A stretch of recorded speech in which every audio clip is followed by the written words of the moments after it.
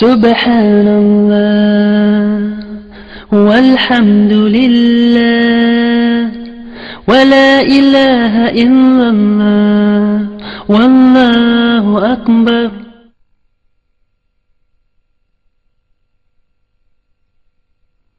அன்பார்ந்த சகோதர சகோதரிகளே, அஸ்ஸலாமு அலைக்கும் வரஹ்மத்துல்லாஹி தஆலா வபரகாத்துஹு. முஸ்லிம்கள் நேற்று இன்று நாளை என்கின்ற தலைப்பில் நேற்றைய தினம், அதாவது வரலாற்றிலே நடைபெற்ற முக்கியமான சம்பவங்கள் குறித்து நாம் பார்த்து வருகின்றோம். விடுதலை போர் துவங்குகிறது.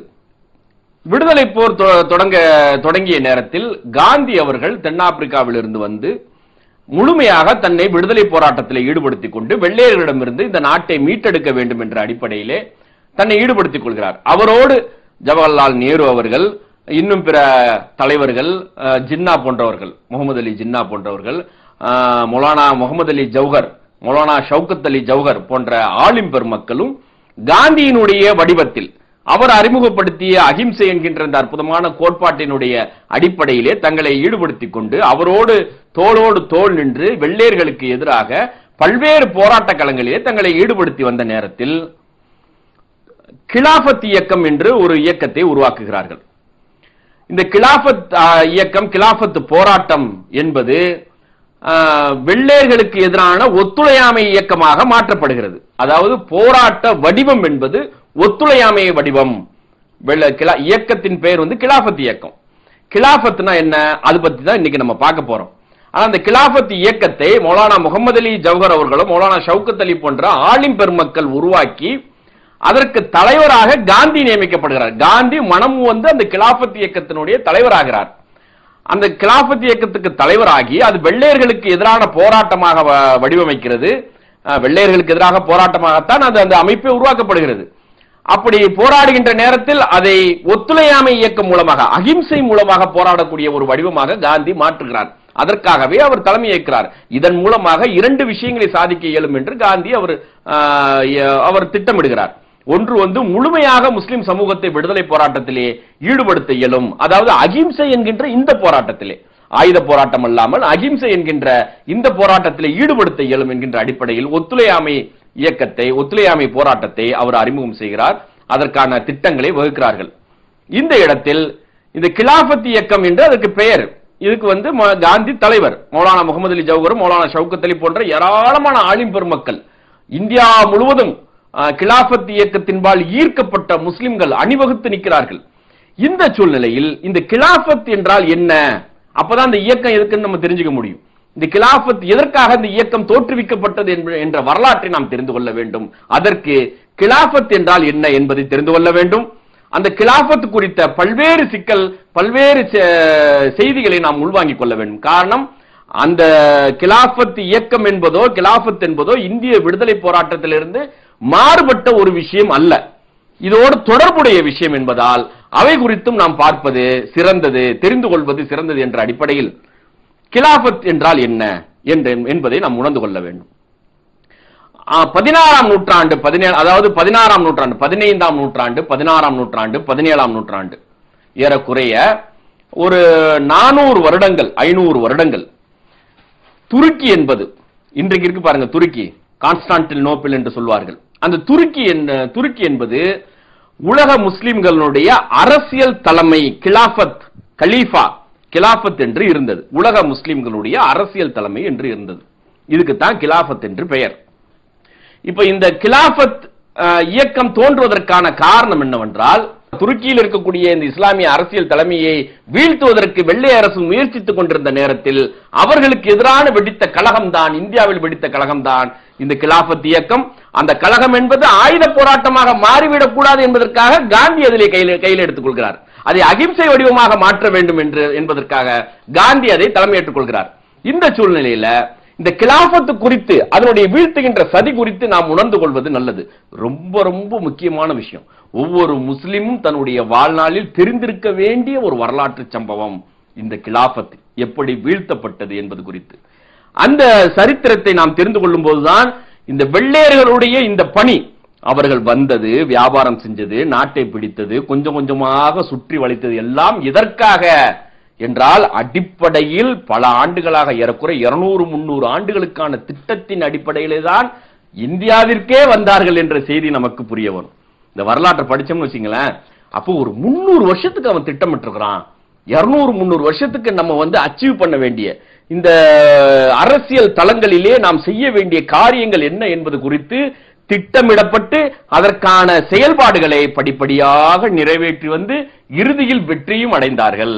அது என்ன திட்டம் அப்படி என்று பார்க்கின்ற நேரத்தில் அன்றைய சூழலில், அதாவது 14ஆம் நூற்றாண்டு 15ஆம் நூற்றாண்டுல அரபு நாடுகள் ஏறக்குறைய மத்திய கிழக்கு முழுவதும், மத்திய கிழக்கு, மத்திய ஆசியா, வட ஆப்பிரிக்கா முழுவதும் இஸ்லாமிய ஆட்சியின் கீழ் வந்துவிட்டது, இஸ்லாம் வந்துவிட்டது. அதற்கு பிறகு ஸ்பெயினும் இஸ்லாமிய ஆட்சியில் இருந்தது. ஸ்பெயினில் ஏற்பட்ட ஆட்சி குழப்பத்தின் காரணமாக அரசர்களுக்கு மத்தியிலே, ஆளுகின்ற கலீஃபாக்களுக்கு மத்தியிலே ஏற்பட்ட பல்வேறு சிக்கல், அவர்களுடைய குடும்ப சண்டை, குழு சண்டைகளின் காரணமாக கொஞ்சம் கொஞ்சமாக கார்டோவா பேரரசு என்று உலக பிரசித்தி பெற்ற பேரரசாக விளங்கியது கொஞ்சம் கொஞ்சமாக வீழ்ந்து வந்தது. இதுல ஒரு சம்பவத்தை முதல்ல நான் சொல்லிடுறேன். இந்த கலீஃபா ஆட்சின்னு இருக்கு பாருங்க, கிலாஃபத் இருக்குன்னு பாருங்க. இந்த உதுமானிய கிலாஃபத் இருந்தது, கார்டோவா பேரரசு இருந்துச்சு பாருங்க. இந்த கிலாஃபத்தெல்லாம் இஸ்லாம் சொல்லக்கூடிய வழிமுறையில் கலீஃபாக்களுடைய ஆட்சி நடைபெற்றதா என்றால் இல்லை. அதை நாம் முதல்ல அதை நம்ம புரிஞ்சுக்கணும். அது குலஃபாய் ராஷிதீன்கள் என்று சொல்லக்கூடிய அந்த 4 கலீஃபாக்களுடைய ஆட்சிக்கு பிறகு கலீஃபாக்களுடைய ஆட்சி மெல்ல மெல்ல மன்னர் ஆட்சியாக மாறி போனது. அந்த இஸ்லாம் சொல்லக்கூடிய தத்துவத்திலிருந்து விலகி சென்று விட்டார்கள். இதுதான் அடிப்படையில காரணம். அப்ப என்ன ஆச்சு? முஸ்லிம்களிடமிருந்து இஸ்லாம் எடுபட்டது. இங்கே இதுதான் பிரச்சனை. எல்லா இடத்திலையும் எங்கெல்லாம் முஸ்லிம்கள் சிக்கலை சந்திக்கிறார்கள் என்றால் அங்கே அவர்களிடம் இஸ்லாம் இல்லை என்று பொருள். ஆக 4 கலீஃபாக்களுக்கு பிறகு கலீஃபாக்களுடைய ஆட்சி என்று பெயரளவிற்கு இருந்தாலும் அவர்களிடம் உண்மையான கிலாஃபத்திற்கு உரிய தத்துவங்களோ இஸ்லாம் சொல்லக்கூடிய வழிமுறையில் கலீஃபாக்கள் ஆட்சியோ நடைபெறவில்லை. மாறாக மன்னர் ஆட்சி நடைபெற்றது. குடும்ப ஆட்சி, மன்னர் ஆட்சி. அந்த மன்னர் ஆட்சியிலும் அந்த பங்காளிகளுக்கு மத்தியிலே, அவர்களுடைய குழந்தைகளுக்கு மத்தியிலே, வாரிசுகளுக்கு மத்தியிலே ஏற்பட்ட சண்டை சச்சரவின் காரணமாக மன்னர் வீழ்த்தப்படுவதும், அவர் கொலை செய்யப்படுவதும், பிறகு மூத்த மகன் வருவதும், அவரை இளைய மகன் கொலை செய்வதும், இப்படி பல்வேறு சிக்கல். இங்க எப்படி முகலாயர்கள் ஆட்சியிலே முஸ்லிம்கள் ஆட்சியிலே நடந்துச்சு, அதே மாதிரி தான் உலகம் முழுவதும் அன்னைக்கு இருந்துச்சு. ஆக இதுதான் கலீஃபாக்களுடைய ஆட்சி, கிலாபத்து கலீஃபாக்கள் ஆட்சி என்று சொல்வார்கள். அப்ப இப்படிப்பட்ட கலீஃபாக்கள் தான் அன்றைக்கு இருந்தார்கள். இஸ்லாம் சொல்லக்கூடிய அளவிற்கான கலீஃபாக்கள் கிடையாது. அப்ப இந்த விஷயத்தை வச்சுட்டு பார்த்தோம்னு சொன்னா அன்னைக்கு அந்த உலக தலைமையாக அது இருந்தது. அப்ப கார்டோபா பேரரசு என்பது அன்றைக்கு மிகப்பெரிய ஒரு ஆட்சியாக இருந்தது. மெல்ல மெல்ல மெல்ல அது வீழ்ந்தது. 15ஆம் நூற்றாண்டுல பாத்தீங்கன்னு சொன்னா பிற ஐரோப்பிய அந்த மன்னர்களுடைய, கிறிஸ்தவ மன்னர்களுடைய எழுச்சியின் காரணமாக கார்டோபா பேரரசு மெல்ல மெல்ல மெல்ல வீழ்ந்து முற்றிலுமாக 16ஆம் நூற்றாண்டிலே துடைத்து எறியப்பட்டது. ஸ்பெயின் இஸ்லாமியர்களுடைய கையிலிருந்து விடுபட்டு ஒரு முஸ்லீம் கூட அங்கே இல்லை என்று வெளியேற்றப்பட்டார்கள். இப்படி இங்க இருந்து, அதாவது ஸ்பெயின் இந்த கார்னர்ல இருக்குது, இங்க இருந்து வெளியேற்றப்பட்டதற்கு பிறகு 15 அதே காலகட்டத்தில் பாருங்க இன்னொரு பக்கம் எழுச்சி. அதுதான் இந்த துருக்கி உதுமானிய கிலாபத்தினுடைய எழுச்சி. ஒரு பக்கம் ஐரோப்பாவிலிருந்து முஸ்லிம்கள் வெளியேற்றப்படுகிறார்கள், இன்னொரு பக்கம் துருக்கியிலிருந்து ஐரோப்பாவிற்குள் இஸ்லாம் வேகமாக பரவுகிறது. உதுமானிய கிலாபத் துருக்கியிலிருந்து கான்ஸ்டான்டினோப்பிளை தலைநகராக வைத்து அங்கிருந்து இஸ்லாம் வேகமாக பரவுகிறது. எந்த அளவுக்கு வேகமாக பரவுகிறது என்றால், முதலில் அந்த உதுமானிய கிலாபத்தினுடைய ஆட்சி மிகப்பெரிய சாம்ராஜ்யமாக மாறுகிறது. அதற்கு பிறகு அல்பேனியா, யுகோஸ்லோவியா, பல்கேரியா, அப்படியே அந்த ஐரோப்பிய நாடுகள் எல்லாம் இஸ்லாமிய அந்த துருக்கியினுடைய கலீஃபாக்களுடைய ஆட்சியின் கீழ் வருகிறது.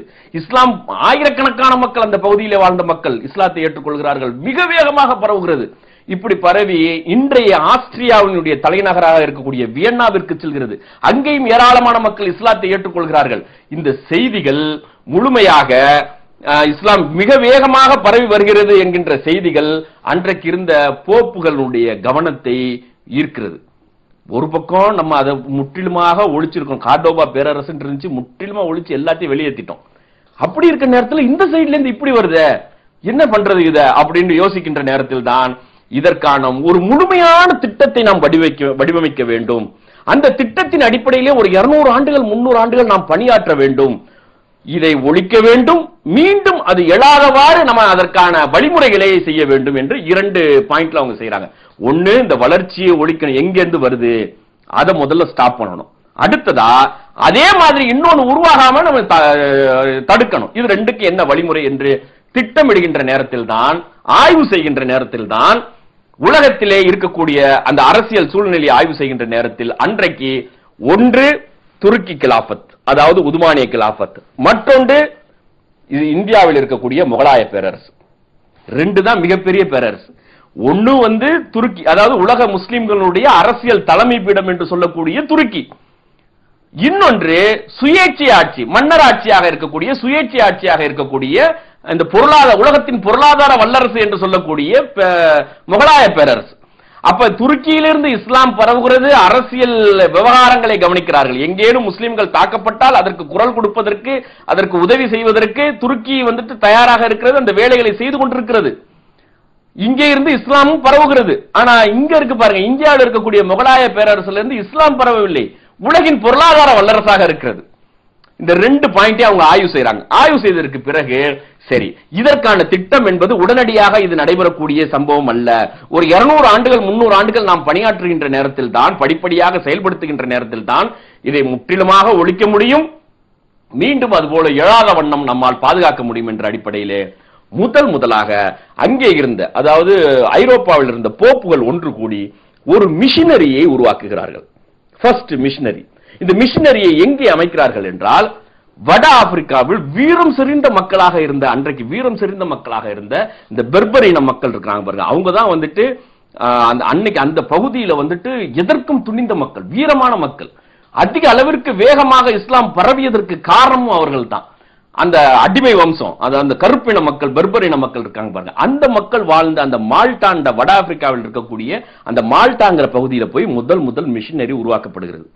அந்த மிஷினரியுடைய வேலை என்னென்றா, முதலில் கல்வி சாலைகளை தொடங்குவது, தங்களுடைய கலாச்சாரத்தை பரப்புவது, மதச்சார்பற்ற கல்வியை கொடுப்பது.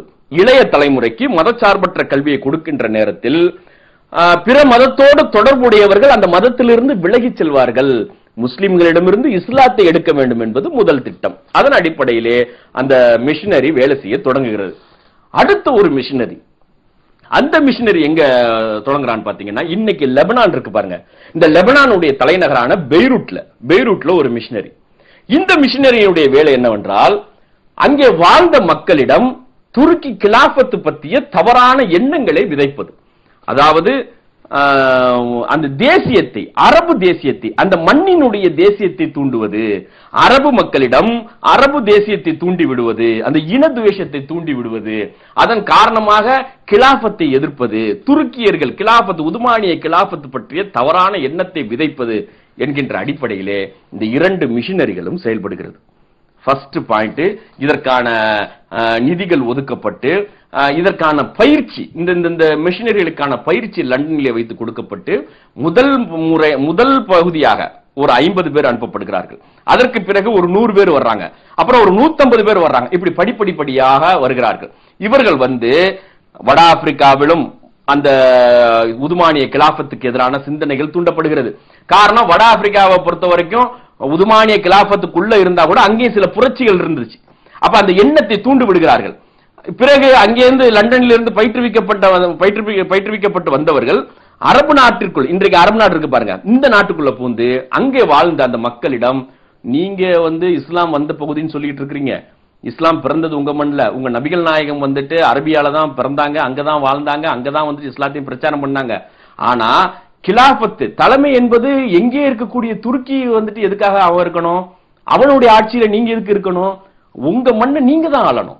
அப்படி இந்த தேசியத்தை, இந்த இன தேசியம் இருக்கு பாருங்க, பிராந்திய தேசியம், இந்த பிராந்திய தேசியத்தை அவர்களிடம் விதைக்கிறார்கள்.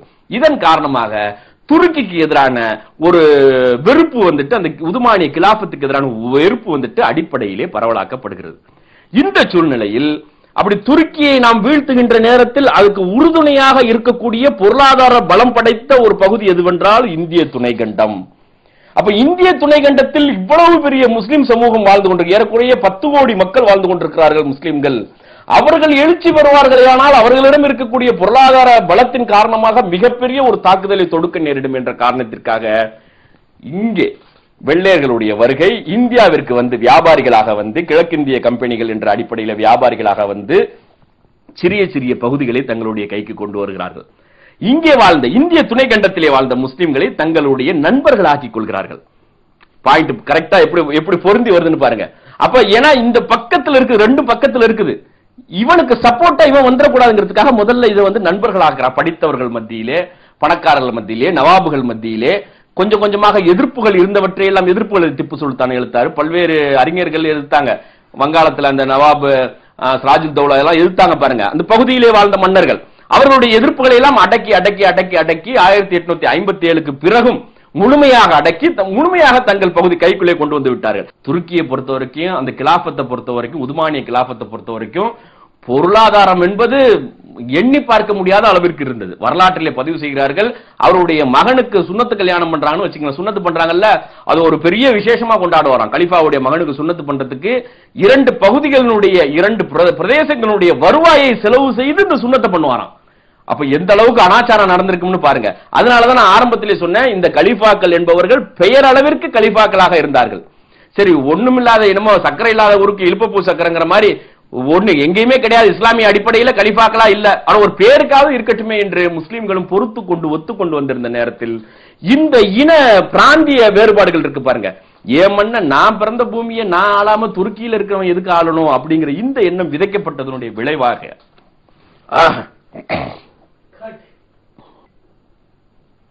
அப்ப இந்த பிராந்திய துருக்கி கிலாபத்துக்கு உட்பட்ட பகுதிகளில் இந்த பிராந்திய உணர்வுகள் தூண்டப்பட்டு புரட்சி வெடித்திருந்த நேரத்தில் அங்கே 1889ல ஒரு அமைப்பை தொடங்குகிறார்கள். அந்த அமைப்பிற்கு பெயரு இளம் துருக்கியர்கள் அமைப்பு என்கின்ற ஒரு அமைப்பை தொடங்குகிறார்கள். அந்த அமைப்பினுடைய ஒரு உறுப்பினராக முஸ்தபா கமால் என்கின்ற ஒரு நபர் சேர்கிறார். இவர் வந்துட்டு நல்ல ஒரு பிரச்சார பீரங்கி என்று சொல்வார்கள், நல்லாக ஒரு வாய்த்திறமை படைத்தவர். அதன் காரணமாக இவருடைய பிரச்சாரத்தின் வாயிலாக ஈர்க்கப்பட்ட மக்கள் பெரிய அளவில் உதுமானிய கிலாபத்துக்கு எதிராக கொதித்து எழுகிறார்கள். அப்ப துருக்கியினுடைய அந்த இளம் துருக்கியர்கள் அமைப்பினுடைய அந்த முஸ்தபா கமால் சொல்றாரு, அவர் ஒரு இது நிகழ்ச்சியில பேசும்போது சொல்றாரு பாருங்க, நாங்க வந்து ஏறக்குறைய 500 வருடங்களாக துருக்கியை சேர்ந்த மக்கள், துருக்கி இன மக்கள் 500 வருடங்களாக இந்த கிலாபத்திற்கு ஆதரவாகவும் இங்கே உலமாக்களுக்கு ஆதரவாகவும் இஸ்லாமிய அதாவது கிலாபத்தை தாங்கி பிடிப்பதற்கு ஆதரவாகவும் அதற்காகவும் எங்களுடைய உயிரையும் பொருளையும் அத்தனையும் தியாகம் செய்தோம். இனி நாங்கள் அப்படி தியாகம் செய்ய போவதில்லை. எங்களுடைய மண்ணை காப்பதற்காக, எங்கள் சொந்த நலனை பாதுகாப்பதற்காக இனி நாங்கள் போராட போகின்றோம். அது கிலாபத்து வீழ்கிறதோ எழுகிறதோ அதை பற்றி எங்களுக்கு அக்கறை கிடையாது. வெளிநாட்டு மக்களை பற்றியோ அல்லது இஸ்லாமிய மக்களை பற்றியோ உலமாக்களை பற்றியோ மார்க்கத்தை பற்றியோ எங்களுக்கு அக்கறை கிடையாது. எங்கள் மண்ணை பற்றி மட்டும்தான் நாங்கள் பாதுகாக்க போகிறோம். எங்கள் மண்ணை நாங்கள் தான் ஆள வேண்டும் என்கின்ற அந்த பிரச்சாரத்தை அவர் செய்கிறார். இதன் காரணமாக அங்கே மூளைச்சலவை செய்யப்பட்ட அந்த இளம் துருக்கியர்கள் என்ற அமைப்பு எழுகிறது. இதற்கு உறுதுணையாக இதை முழுமையாக ஆட்டி படைக்கின்ற ஒரு வல்லரசாக பிரிட்டன் செயல்படுகிறது. கொஞ்சம் கொஞ்சமா நெருக்கி நெருக்கி நெருக்கி கொண்டுட்டு வர்றாங்க. பல பகுதிகள் இந்த புரட்சியின் காரணமாக பிரிந்து செல்கிறது. அதாவது அந்த ஆட்சியிலிருந்து தங்களை விடுபட்டுக் கொள்கிறது. இந்த சூழ்நிலையில் 1916ல காபத்துல்லா இருக்கக்கூடிய அந்த மக்காவினுடைய ஷெரீஃபாக, அதாவது மக்காவினுடைய கவர்னராக இருந்த ஷெரீப் ஹுசைன், அவர் என்ன பண்றாரு, பிரிட்டிஷ் ஆதரவின் காரணமாக அவர்களுடைய வலியுறுத்தலின் காரணமாக துருக்கிக்கு எதிராக புரட்சி செய்யறார். இந்த ஷெரீப் மக்காவினுடைய அன்னைக்கு கவர்னரா இருக்கிறது அவர் தான் இருந்தார். புரட்சி செய்தனோடு புரட்சி வெற்றியும் பெறுகிறது. புரட்சி செய்ததன் காரணமாக அந்த அரபு மண் அப்படியே கிலாபத்திலிருந்து விலகிக் கொள்கிறது. சிரியா விலகிக் கொள்கிறது. ஜோர்டான், அதெல்லாம் ஒரே பகுதியா இருந்துச்சு, விலகிக் கொள்கிறது. இந்த நேரத்துல தான் ஒரு ரகசிய ஒப்பந்தம் என்று ஒரு ஒப்பந்தம் ஏற்படுகிறது. இந்த ஒப்பந்தத்திற்கு பெயர் பாத்தீங்கன்னா சைக்ஸ் பாய்காட். இந்த ஒப்பந்தத்துக்கு பேரு சைக்ஸ் பாய்காட் ஒப்பந்தம், ரகசிய ஒப்பந்தம் என்றே வரலாற்று ஆசிரியர்கள் பதிவு செய்கிறார்கள்.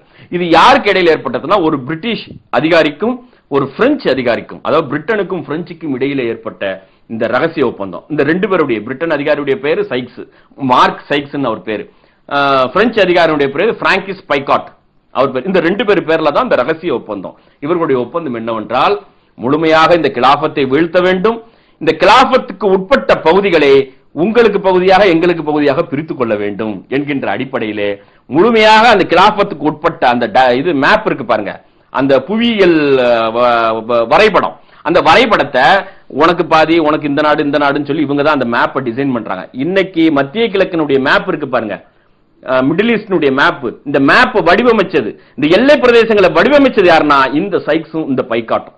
இவர்களுடைய வடிவமைப்பு, இவர்கள் போட்ட அந்த கீரல்ல தான், இவன் போட்ட துண்டுல தான் இன்னைக்கு நாடு ஒவ்வொரு நாடா இருக்குது. 250 கிலோமீட்டருக்கு 350 கிலோமீட்டருக்கு ஒரு நாடெல்லாம் இருக்கு பாருங்க. இதெல்லாம் எதிலிருந்து வந்தது என்றால், உதுமானிய கிலாபத்து வீழ்த்தப்பட்டதற்கு பிறகு அதற்கு பின்னால் இருந்து சதி செய்த இந்த இரண்டு வல்லரசுகளும் தங்களுக்கு பகுதிகளை பிரித்துக் கொண்டார்கள். அப்ப இந்த செய்திகள் எல்லாம் துருக்கியினுடைய கிலாபத்துக்கு நெருக்கடி ஏற்பட்டிருக்கிறது, கலீஃபா பலவீனம் அடைந்து விட்டார், அது வீழ்த்தப்படும் என்கின்ற செய்தி வருகின்ற போதுதான் இங்கே கிலாபத் இயக்கம் தொடங்கப்படுகிறது இந்தியாவில். இல்ல அதுக்காக குரல் கொடுக்கணும், துருக்கியை நாம் மீட்டெடுக்கணும் அப்படிங்கிற எண்ணம் ஆலிம்களிடம் வேட்கையாக கிளம்புகிறது. எப்படியேனும் உயிரை விலை கொடுத்தேனும் என்ன விலை கொடுத்தேனும் துருக்கியை நாம் மீட்டெடுக்க வேண்டும், அதை விட்டுவிடக் கூடாது. இஸ்லாமிய தலைமை ஏறக்குறைய 1200 வருடங்களாக இருந்த இந்த இஸ்லாமிய தலைமை என்பது வீழ்ந்து விடக்கூடாது, வீழ்ச்சி அடைந்து விடக்கூடாது என்கின்ற அடிப்படையில் தான் மௌலானா முகமது அலி ஜௌஹர், மௌலானா ஷவுகத் அலி, இன்னும் ஏனைய மௌலானாக்கள், ஆலிம் பெருமக்கள் ஒன்று சேர்ந்து, முஸ்லிம்கள் ஒன்று சேர்ந்து அந்த கிலாபத் இயக்கத்தை தொடங்குகிறார்கள். வெள்ளையர்களுக்கு எதிராக போராட்டத்தை தொடங்க வேண்டும் என்று வெள்ளையர்கள் ஆச்சரியம் அடைகிறார்கள். என்னடா இதை நம்ம ஓரளவுக்கு கரெக்ட் பண்ணி கொண்டுட்டு வந்த நேரத்தில் நம்ம என்ன எதிர்பார்த்தோமோ, எங்கேருந்து எதிர்ப்பு வரக்கூடாதுன்னு எதிர்பார்த்தோமோ அங்கிருந்து எதிர்ப்பு கிளம்புகிறதே அப்படின்னு சொல்லி இதை ஆரம்பத்திலேயே முடக்க வேண்டும் என்று திட்டமிடுகிறார்கள். அதற்கு ஏற்றார் போல இந்த போராட்ட வடிவமும் மென்மையாக்கப்படுகிறது. ஆயுதம் தாங்கிய போராட்டம் மென்மையாக்கப்பட்டு அகிம்சையாக மாற்றப்படுகிறது. இதிலிருந்து மாறுபட்ட கருத்துடைய மக்கள் துருக்கிக்கு பயணமாகிறார்கள்.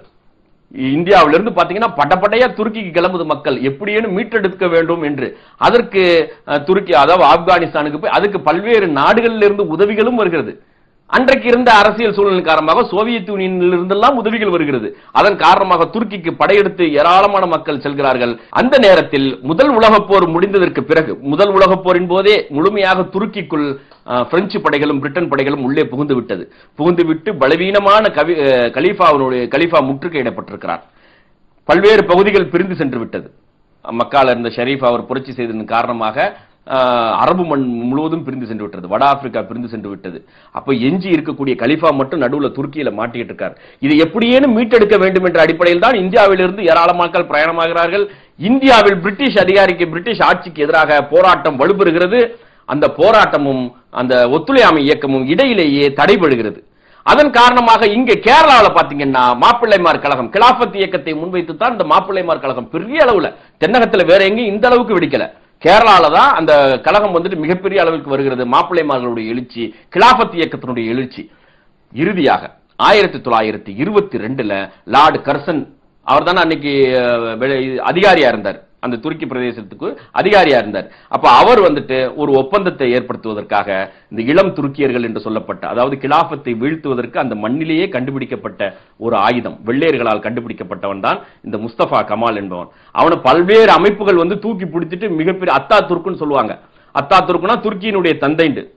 கிலாபத்தை வீழ்த்துவதற்கான அவன் ஒரு நஞ்சி. இவனை வைத்துத்தான் அந்த வெள்ளைய அரசு, வெள்ளை அரசும் பிரெஞ்சு அரசுமான வல்லரசுகள் இவனை வைத்துத்தான் அதை சாதித்தது. ஆக இவர்களுக்கு மத்தியிலான பேச்சுவார்த்தை நடைபெறுகிறது. பேச்சுவார்த்தையில் லார்டு கர்சன் வச்ச அந்த இது இருக்கு பாருங்க, லார்டு கர்சன் முன்வைத்த அந்த தீர்மானங்கள் இருக்கு பாருங்க, அவர் வைத்த நிபந்தனை இருக்கு பாருங்க, அதுதான் ரொம்ப ரொம்ப முக்கியமான நிபந்தனை. முதல் நிபந்தனை, கிலாபத் ஒழிக்கப்பட்டதாக அறிவிக்க வேண்டும். துருக்கிக்கு விடுதலை கொடுத்து வல்லரசு படைகள், வெளிநாட்டு படைகள் வெளியேறுவதாக வேண்டுமானால், வெளியேற வேண்டும் என்று நீங்கள் விரும்பினால் கிலாபத் ஒழிக்கப்பட்டதாக அறிவிக்க வேண்டும். 2, கலீஃபா 2ஆம் அப்துல் ஹமீத், அன்னைக்கு அவர் தான் கலீஃபாவா இருந்தார், 2ஆம் அப்துல் ஹமீத் இந்த நாட்டை விட்டு வெளியேற வேண்டும். 3, அவருடைய சொத்துக்கள் அனைத்தையும் பறிமுதல் செய்ய வேண்டும். 4, துருக்கியை மதச்சார்பற்ற அரசாக அறிவிக்க வேண்டும். இந்த 4ஐயும் நீங்கள் ஒத்துக்கொண்டால் துருக்கிக்கு விடுதலை என்று அறிவிக்கிறார். அதனை ஏற்று முஸ்தபா கமால் 1924 மார்ச் மாதம் 3ஆம் தேதி கிலாபத் அதிகாரப்பூர்வமாக ஒழிக்கப்பட்டதாக, கலைக்கப்பட்டதாக அறிவித்தான். இதுதான் கிலாபத் ஒழிக்கப்பட்டதனுடைய சூழ்ச்சி.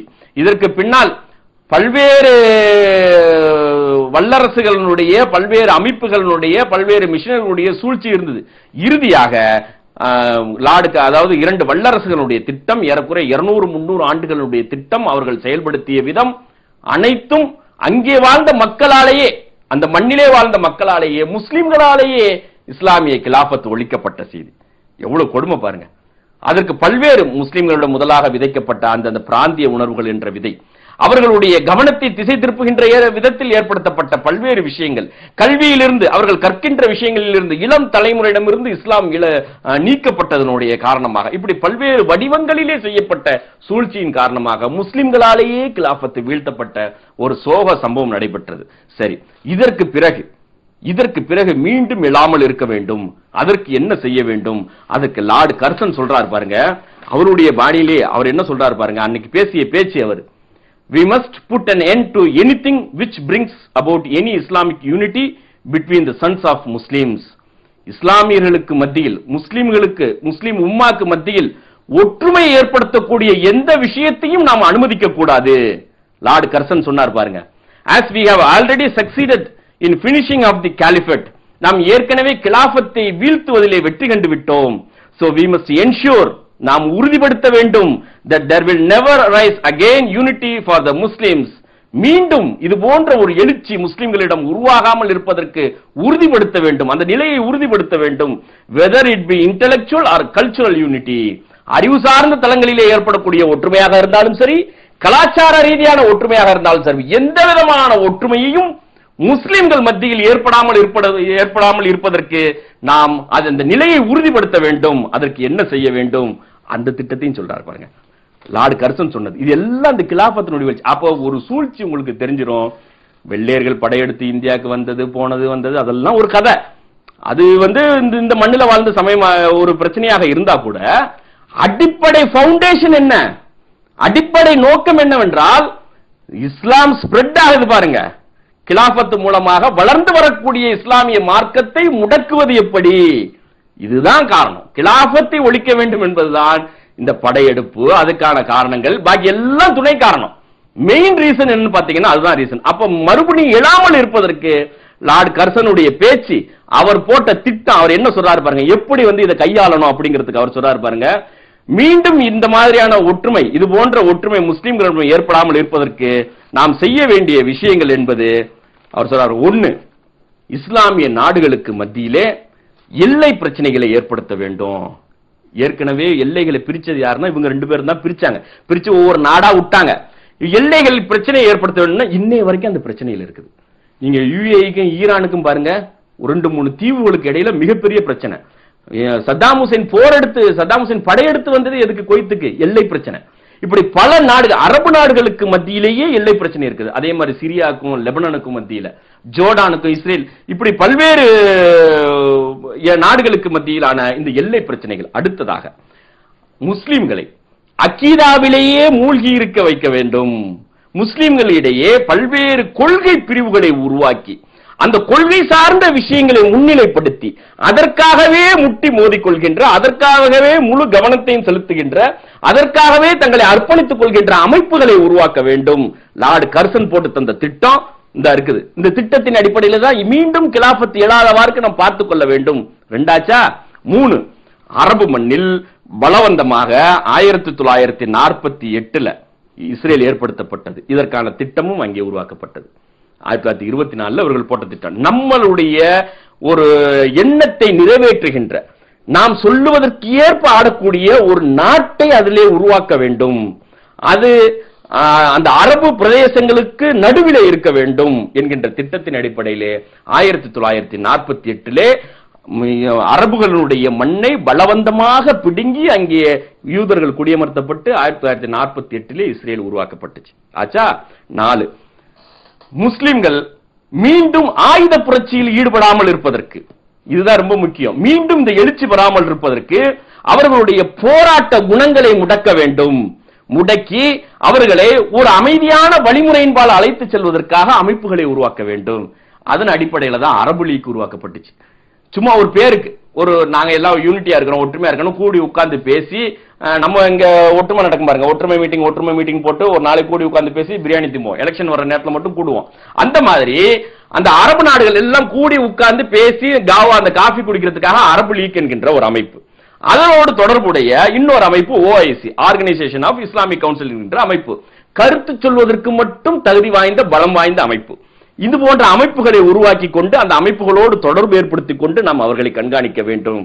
இந்த திட்டங்கள் எல்லாம் செயல்படுத்தப்படுகிறது. ஏதாவது இந்த ஒரு போட்டு தந்த திட்டத்தில் ஏதாவது செயல்படாம இருக்குதான்னு பாருங்க. எல்லாம் செயல்படுத்தப்படுகிறது. ஃபர்ஸ்ட் போட்ட பிரச்சனை என்ன? முஸ்லிம்களுடைய கவனத்தை திசை திருப்ப வேண்டும், மீண்டும் எழாதவாறு பார்த்துக் கொள்வதற்கு என்ன பண்ணணும்? உன்னுடைய கவனம் என்பது இந்த மார்க்கத்தில் இருக்கக்கூடிய சின்ன சின்ன விஷயங்களிலேயே முழுமையாக மூழ்கி இருக்க வேண்டும். நீ அதிலிருந்து வெளியே வரக்கூடாது. எல்லைகளுக்கு மத்தியில், அந்த இரண்டு நாடுகளுக்கு மத்தியில் எல்லை பிரச்சனைகள் எப்போதும் இருந்து கொண்டே இருக்க வேண்டும். அதற்காகவே மோதிக்கொள்ள வேண்டும். அதற்கான ஆயுதங்களை நாம் சப்ளை செய்ய வேண்டும். அதுவும் செயல்படுத்தப்படுகிறது.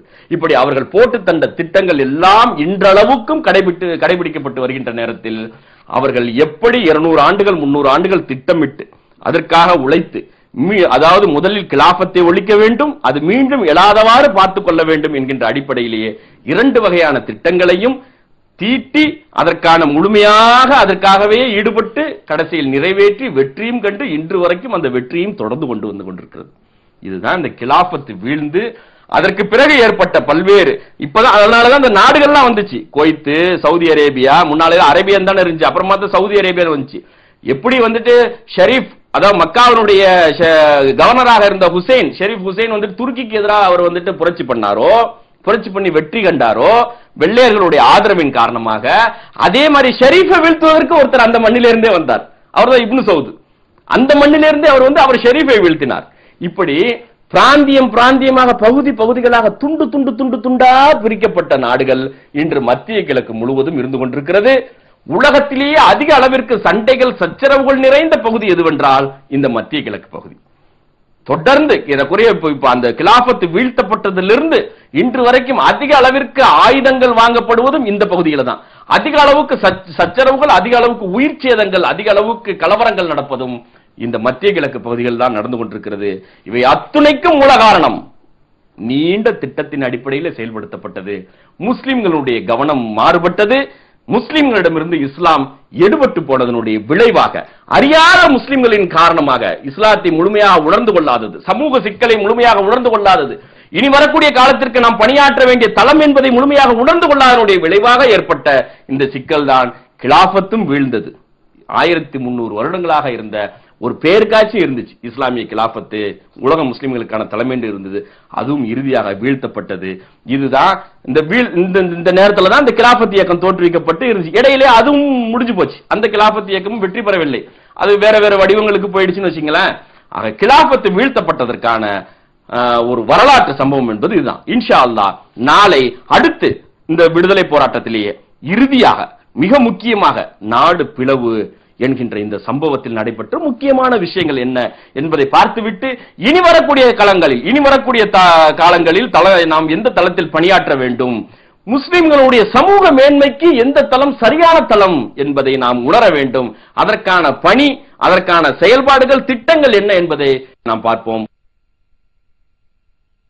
சிஎம்என் வெளியீடுகளான அறிவு நூல்கள் மற்றும் விசிடிக்கள், சச்சார் கமிஷன் அறிக்கை, வக்ஃப் சொத்துக்களை மீட்போம், ஈரான் அமெரிக்காவின் சதி, மாவீரர்களை உருவாக்கிய மதரசாக்கள், மாமன்னர் அவுரங்கசீப், டாக்டர் அம்பேத்கரும் முஸ்லிம்களும், ஒழியட்டும் வெளிநாட்டு மோகம், ஸ்பெயினில் இஸ்லாம், வரலாற்று ஆவணப்படம், பேராசிரியர் பெரியார்தாசன் முழங்கிய முகலாயர்களின் ஆட்சி முறைகள், நாஞ்சில் சம்பத்தின் மாவீரன் திப்பு சுல்தான் மற்றும் பல அறிவு நூல்கள், கல்வி நூல்கள் கிடைக்கும் இடம் சிஎம்என், புதிய எண் 129, பழைய எண் 64, தம்புச்செட்டி தெரு, சென்னை 1.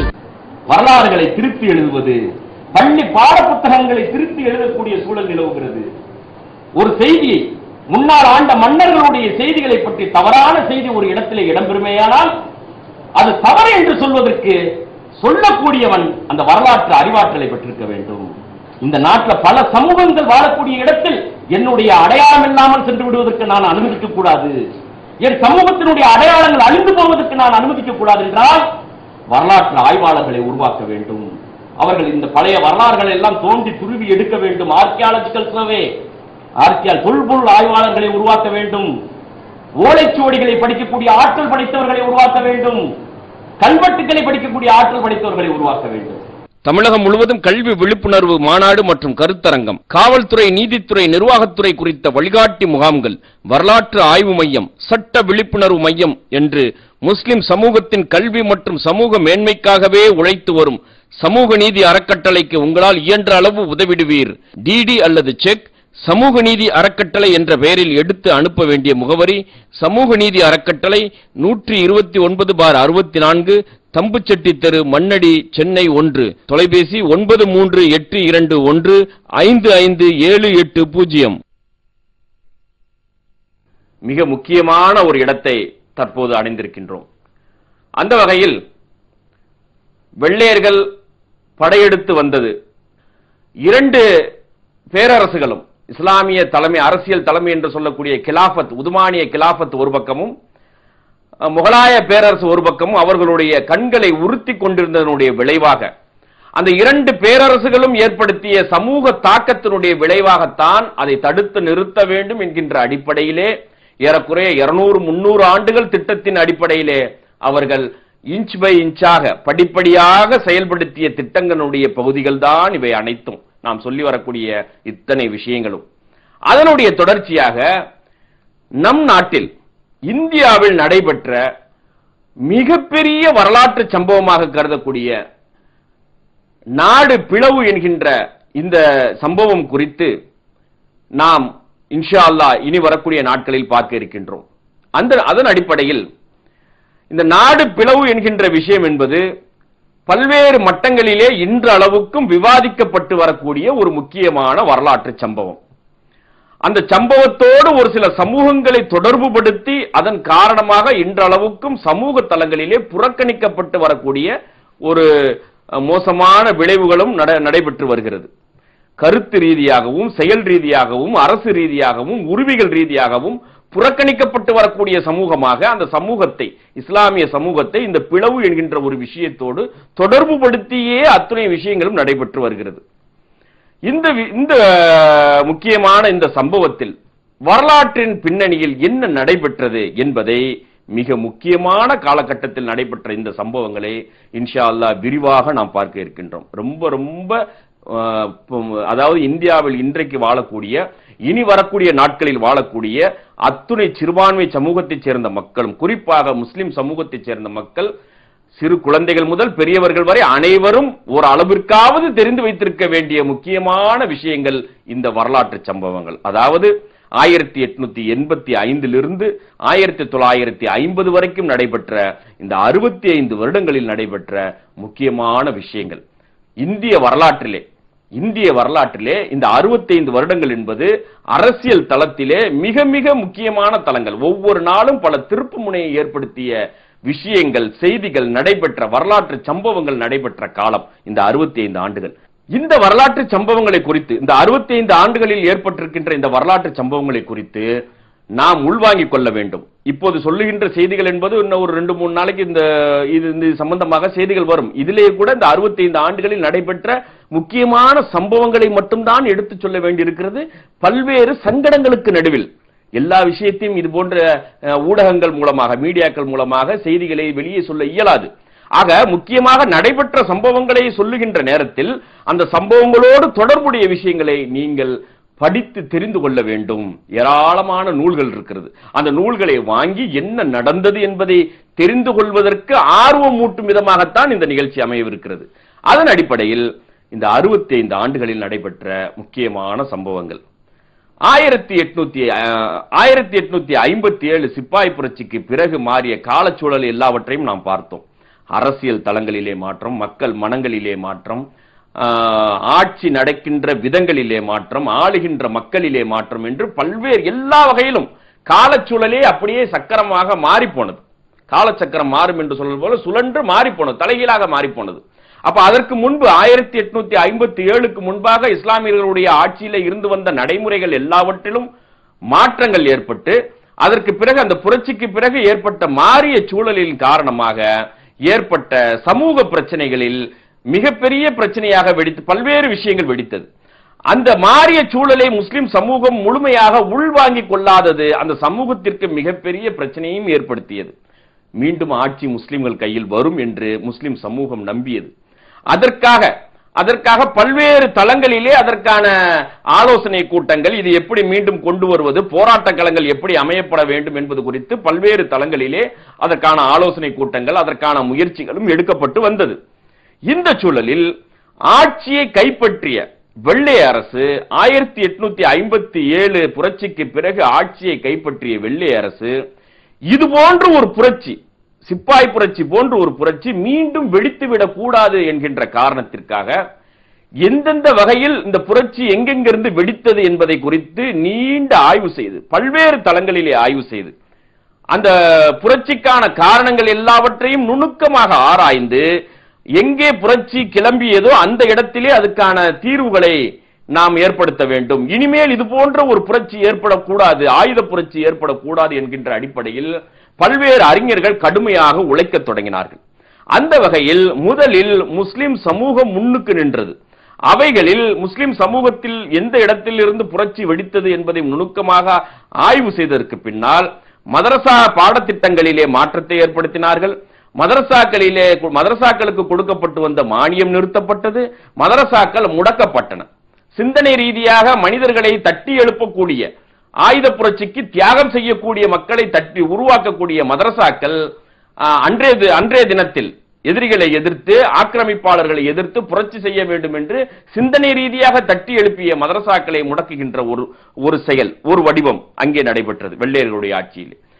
பொதுமக்களிடமிருந்து ஆயுத புரட்சி கிளம்பிவிடக் கூடாது என்பதற்காக பல்வேறு அறிஞர் பெருமக்கள், வெள்ளையர்களுடைய அறிஞர்கள், படித்தவர்கள், பட்டம் பெற்றவர்கள், மனித மனங்களை குறித்து ஆய்வு செய்தவர்கள், அவர்கள் தங்களுடைய வேலையை தொடங்கினார்கள்.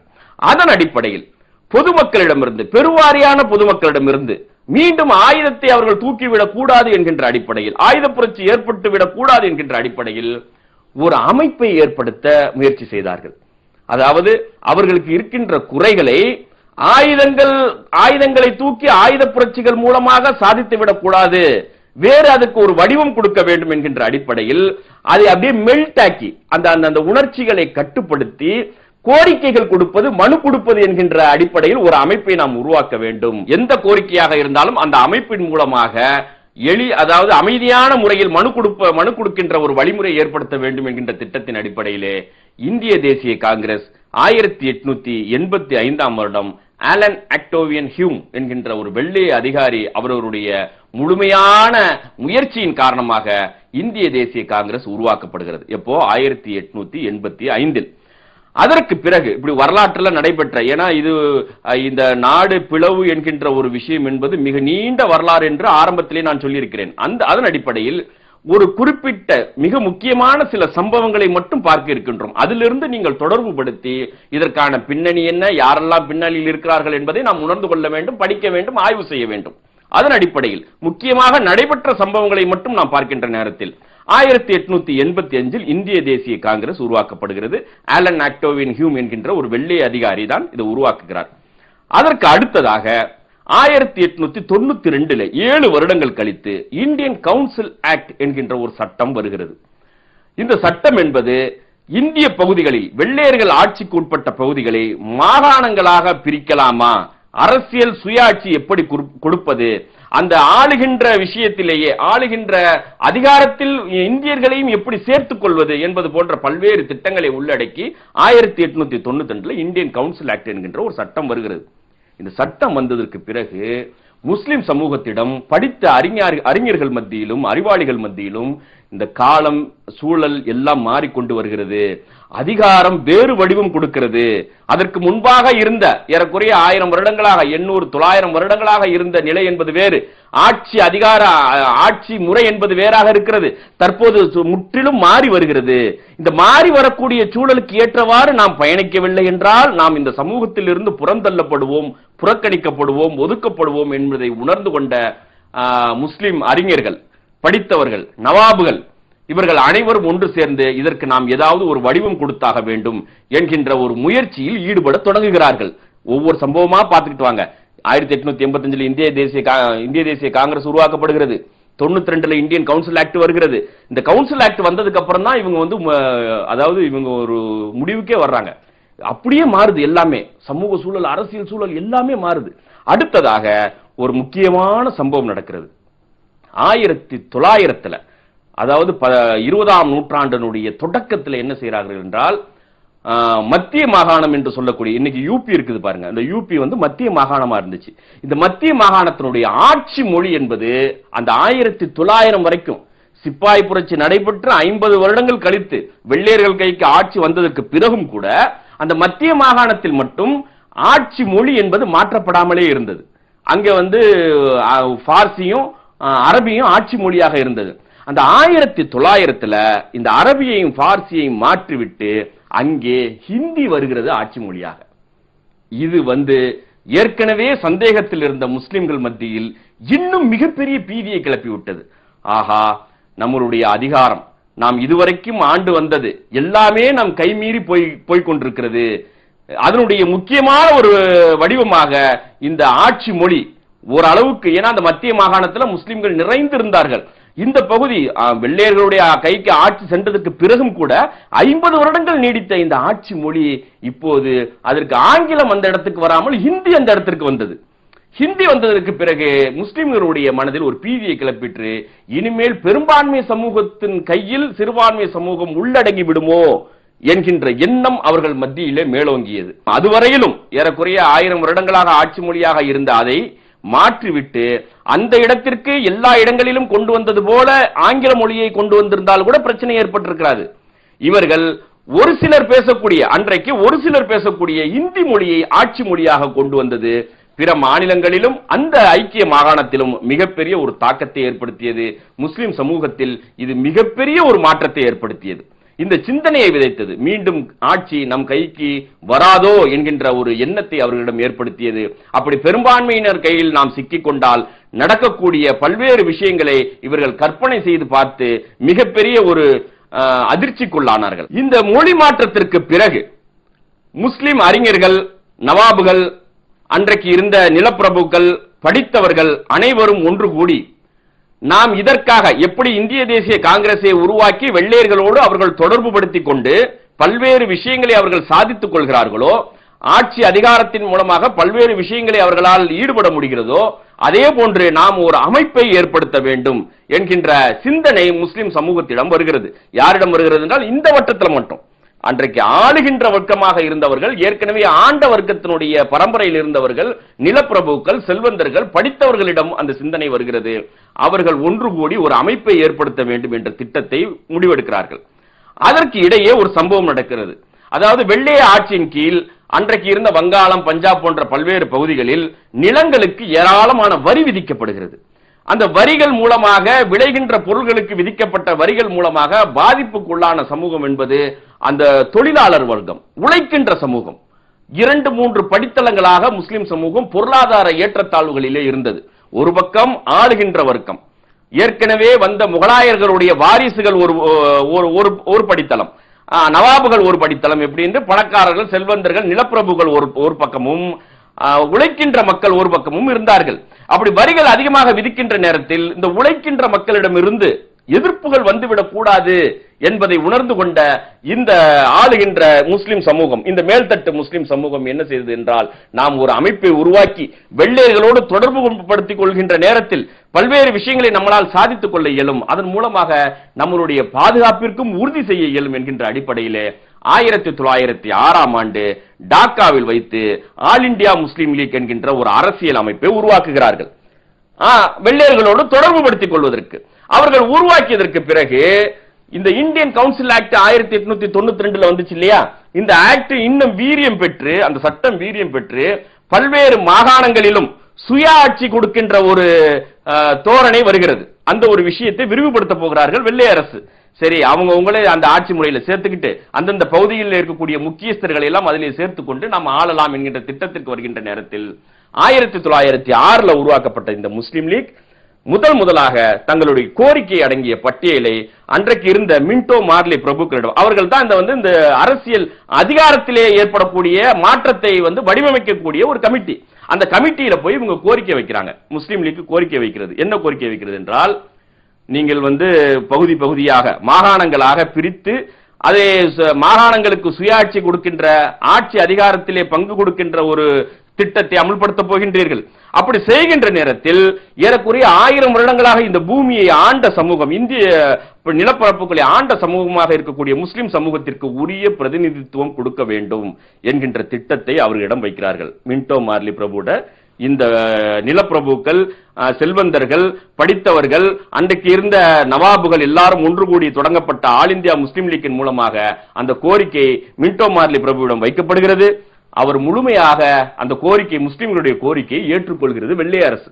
காரணம் என்னவென்றால், நான் முன்பே சொல்லியது போல அவர்களுடைய திட்டம் என்பது ஒரு மிகப்பெரிய விஷயத்தை பிடிக்க இருக்கின்ற நேரத்தில், அதாவது சின்ன மீனை போட்டு பெரிய மீனை பிடிப்பாங்க அப்படின்னு சொல்லுவாங்க இல்லையா, அது போன்று அவர்களுடைய திட்டம் எல்லாம் கிலாபத்தின் மீது இருந்தது, துருக்கியின் மீது இருந்தது. அந்த கிலாபத்தை வீழ்த்துவது எப்படி என்கின்ற அடிப்படையில் இருக்கின்ற நேரத்தில் அதற்கு அருகிலே இருக்கக்கூடிய மிகப்பெரிய முஸ்லிம் சமூகமாக இருக்கக்கூடிய, எண்ணிக்கையிலே மிகப்பெரிய முஸ்லிம் சமூகமாக இருக்கக்கூடிய இந்த இந்திய துணைக்கண்டத்தினுடைய முஸ்லிம்களை உள்வாங்கிக் கொள்ள வேண்டும், நண்பர்களாக்கிக் கொள்ள வேண்டும். அப்படி கிலாபத்தை வீழ்த்துகின்ற நேரத்தில் இங்கிருந்து எந்த விதமான எதிர்ப்புகளும் வந்துவிடக் கூடாது என்கின்ற அடிப்படையிலே இங்கு இருக்கக்கூடிய முஸ்லிம்களோடு சுமூகமாகவே செல்வதற்கு, அவர்கள் கேட்டவற்றை எல்லாவற்றையும் கொடுப்பதற்கு வெள்ளை அரசு தயாராக இருந்தது. அதன் அடிப்படையில் அவர்கள் கொண்டு வந்து கொடுத்த அந்த திட்டத்தை 25 விழுக்காடு இடஒதுக்கீடு கொடுக்க வேண்டும், கம்யூனிவல் ரெப்ரசன்டேஷன் என்று அதுக்கு சொல்வார்கள், வகுப்பு வாரி பிரதிநிதித்துவம் அப்படின்னு சொல்வார்கள். மாகாணங்களுக்கான தேர்வு நடைபெறுகின்ற நேரத்தில், அதே போன்று மாநகராட்சிகளுக்கான தேர்வு நடைபெறுகின்ற விஷயங்களில், உள்ளாட்சிகளுக்கான தேர்வு நடைபெறுகின்ற விஷயங்களில் அந்தந்த பகுதிகளில் வாழக்கூடிய முஸ்லிம் சமூகத்திற்கு 25 விழுக்காடு இடஒதுக்கீடு கொடுக்க வேண்டும் என்கின்ற திட்டத்தை வைத்த போது வெள்ளை அரசும் அதை ஏற்றுக்கொள்கிறது. இந்த சூழலில் இப்படி நடைபெற்றுக் கொண்டிருக்கிற நேரத்தில் முக்கியமான ஒரு 4-5 சம்பவங்கள் நடக்கிறது. இதுதான் இந்த பிரிவினை நம்ம பார்த்துக்கிட்டு இருக்க விஷயம் என்பது, நாடு பிளவுபட்டதுக்கான என்ன காரணம் என்று, யார் காரணம் என்று நாம் பார்க்கவில்லை. அதை பார்க்க வேண்டியது உங்களுடைய பொறுப்பு, தனிப்பட்ட முறையிலே எல்லோருடைய பொறுப்பு.